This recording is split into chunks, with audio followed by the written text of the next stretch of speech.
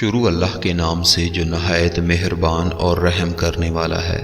میرے معزز ناظرین اکرام، آپ نے اکثر سنا ہوگا کہ وہم کا کوئی علاج نہیں، لیکن آج ہم آپ کے ساتھ جو ایک کہانی شیئر کرنے جا رہے ہیں وہ بھی اسی وہم کے متعلق ہے۔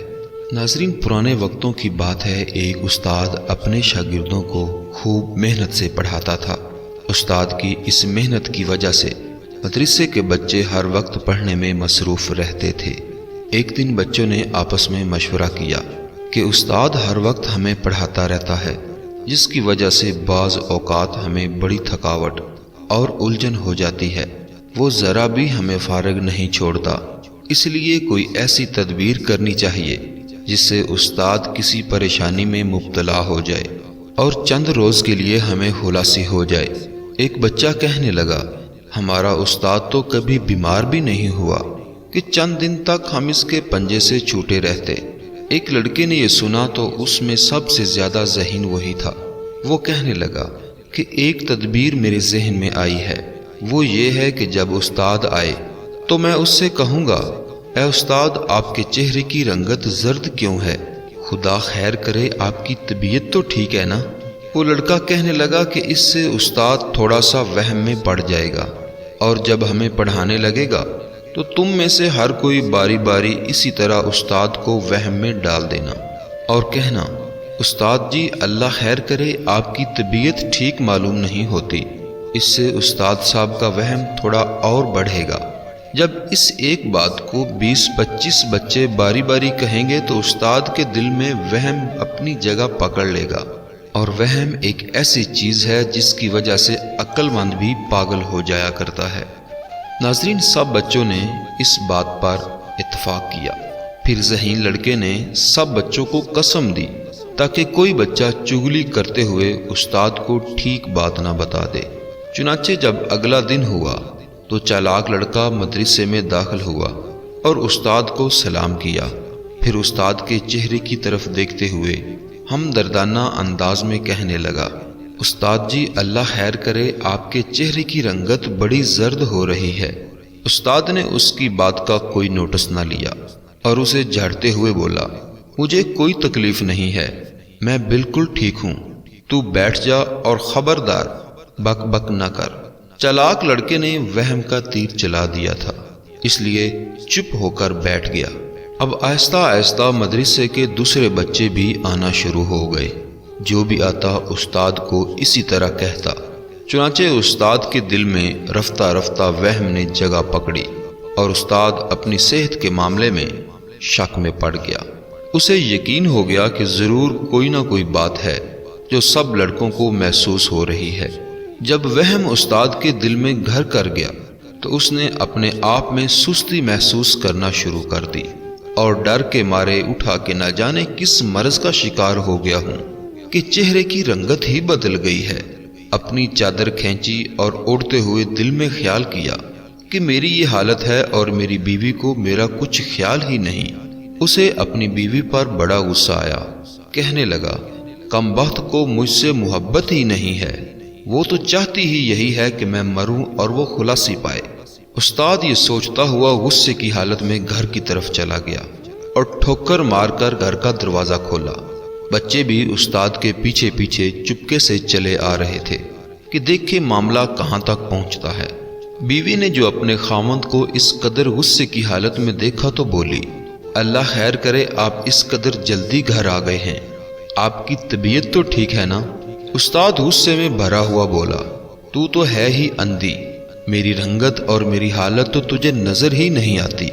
میرے غم میں دوسرے رو رہے ہیں اور تجھے میری کوئی فکر نہیں۔ بیوی کہنے لگی، اے میرے سرتاج، آپ کو کوئی بیماری نہیں ہے، اچھی بھلی چہرے کی رنگت ہے، معلوم ہوتا ہے آپ کو کوئی وہم ہو گیا ہے، آپ بلا وجہ فکر میں مبتلا ہیں۔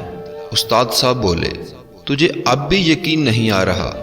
دیکھتی نہیں کہ مجھ پر کپ کپی طاری ہے اور تو کہہ رہی ہے کہ میں وہم کا شکار ہوں۔ اگر تو اندھی اور بہری ہو گئی ہے تو اس میں میرا کیا قصور ہے؟ مجھے تو اپنی جان کی فکر کھائے جا رہی ہے۔ استاد جی پوری طرح وہم میں مبتلا ہو چکے تھے، بولے جلدی سے میرا بستر بچھا دے تاکہ میں آرام کروں، میرا سر بھاری ہو رہا ہے۔ بیوی نے بستر بچھانے میں ذرا سی دیر کی تو استاد چیخا اور کہنے لگا، اے میری جان کی دشمن جلدی کر، مجھے نیند آ رہی ہے۔ بیوی بیچاری نے جلدی جلدی بستر بچھایا اور استاد لیٹ گیا۔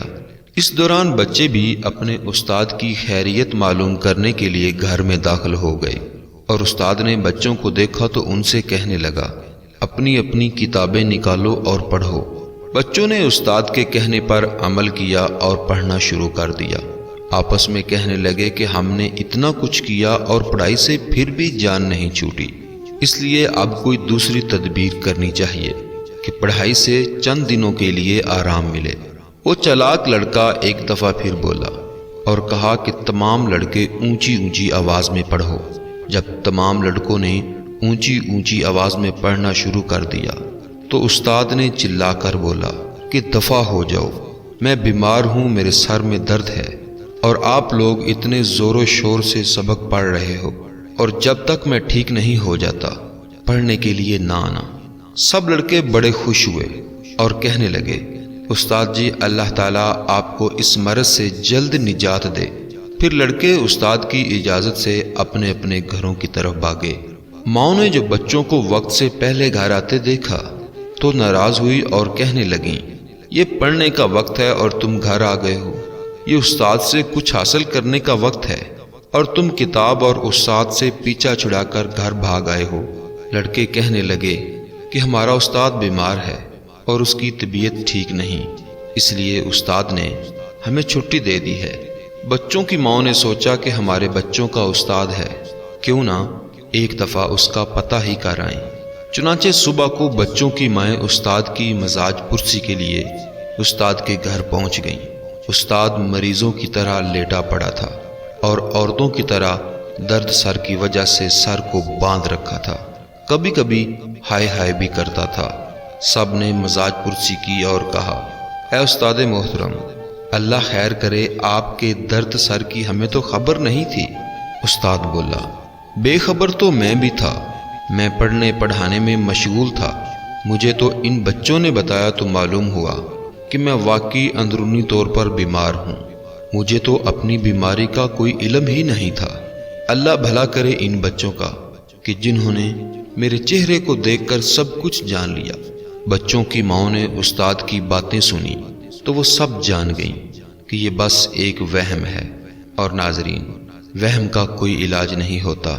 اگر کوئی بھی شخص کسی وہم میں مبتلا ہو جائے تو اس کا بس اللہ ہی وارث ہے۔ ناظرین اکرام، اللہ پاک سے دعا ہے کہ اللہ پاک ہمیں فضول کے وہموں سے نجات دے، آمین ثم آمین۔ ناظرین اکرام، اگر قصہ اچھا لگا ہو تو پلیز میرے چینل کو ضرور سبسکرائب کیجیے گا۔ اللہ تعالی ہم سب کا حامی و ناصر ہو۔